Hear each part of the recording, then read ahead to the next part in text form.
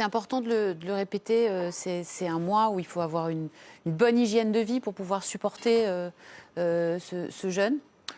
Je pense que nous, musulmans, dans notre grande majorité, commettons une grosse erreur qui est de penser que quand la nuit tombe, nous devons rattraper tous les repas que l'on a loupés dans la journée. Ce qui n'est pas le cas. Ce qui malheureusement occasionne du gâchis et un gaspillage incroyable, ce qui est quelque chose d'interdit. Et c'est contraire à l'esprit du ramadan. Parce que comme je vous ai dit, un des buts du jeûne, c'est de justement nous permettre de tendre davantage la main à l'autre, et ce, quelle que soit sa religion, sa couleur, ses origines, etc. Malheureusement, on constate que c'est devenu un mois où on consomme davantage, alors que c'est un mois où on devrait consommer moins. Il se trouve que les centres commerciaux, les hypermarchés se frottent les mains à l'approche du ramadan. Là, comme par hasard, l'islam ne dérange pas trop, donc on envoie des affiches partout, les grandes enseignes s'arrachent tout ce qui est ramadan, etc. Et malheureusement, c'est devenu un mois de consommation, alors que ça devrait être un mois d'abstinence, au sens propre du terme.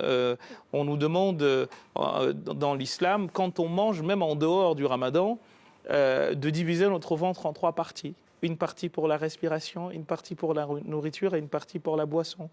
Donc ce n'est pas valable seulement pendant le mois du ramadan, c'est valable tout le temps. Il se trouve que malheureusement on mange beaucoup, alors que si j'ai un conseil à donner à nos téléspectateurs et téléspectatrices qui nous suivent, c'est de ne surtout pas vouloir rattraper en une fois, parce que c'est source de maladies, et c'est source de beaucoup de problèmes, dont des problèmes de poids. Il ne faut surtout pas chercher à rattraper en une fois tout ce que nous n'avons pas pu manger dans la journée. Dernière chose là-dessus, c'est par rapport au reportage que vous avez diffusé, il faut aussi comprendre qu'on n'est pas là en train de se tuer, c'est pas un suicide. Aujourd'hui, les études les plus avancées montrent les bénéfices du jeûne à tout point de vue. C'est pas non plus tout le monde qui peut jeûner.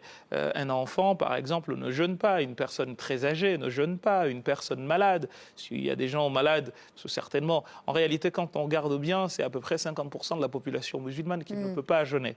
Soit pour des raisons physiologiques, la femme qui a ses règles ne jeûne pas, la femme qui a des saignements postnataux parce qu'elle a accouché ne jeûne pas, soit pour des raisons d'âge, l'enfant le jeûne jusqu'à ce qu'il devienne pubère, notamment ici en France, en Europe, où on a, comme vous le disiez, 18 heures de jeûne, c'est pas rien. Il ne faut pas faire comme si c'était aux Comores ou à la Réunion, où on a à peu près 10 à 11 heures de jour. On a quasiment autant d'heures de nuit que de jour. Là, on a 6 heures de nuit. Donc il ne faut surtout pas, parce qu'en tant qu'enseignant, les questions nous sont souvent posées, de savoir un enfant de 10 ans, quand il fait sport ou quand il accourt, il peut ne pas jeûner. Et enfin, les personnes qui, par exemple, passent des examens, le bac, alors ce ne sera pas le cas cette année, mais ceux qui passent des examens de médecine, etc. Nous, par exemple, dans le Conseil théologique musulman de France, dont je suis membre, nous avons émis un avis juridique qui permet aux gens qui passent leur examen de ne pas faire le jeûne, étant donné qu'on a besoin de calories, etc., pour ensuite le rattraper.